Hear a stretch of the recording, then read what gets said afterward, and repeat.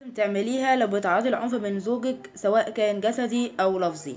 اول حاجه امسكي ادله عليه زي صور، تهديدات صوتيه، حتى لو شات لازم تمسكي ادله عليه. تاني حاجه تبلغي اهلك لو في بلدك، واهله لو في بلدك، لو في بلد بره في غربه مثلا بلغي الجيران صديقاتك اللي هناك والجهات المعنيه بحقوق المراه. تالت حاجه ما تسكتيش على العنف ابدا وتستحملي عشان خاطر العيال او عشان خاطر اي كلام بيتقالك، ولا عشان ما تخربيش بيتك ولا الكلام ده. اوعي تستحملي واوعي تقبلي اي شكل من اشكال العنف او الاهانه.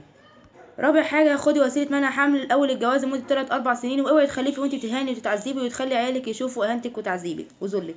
ما تكتبيش أي حاجة باسمه، واوعي تديله أي فلوس سواء لشراكة أو لمساعدة. كل حاجتك باسمك، كل حاجتك ليكي. جهزي شنطة طوارئ ليكي في أي وقت وهو مش موجود. حبيتي تهربي تاخديها وتمشي، يكون فيها ورقك ويكون فيها فلوس ويكون فيها أرقام تليفون لحد مثلا تبعك تقدري تروحي له. خامس حاجة خدي إجراء قانوني ضده زي محضر أو حتى تجيبيله بلطجية يضربوه. وكده بقولتلك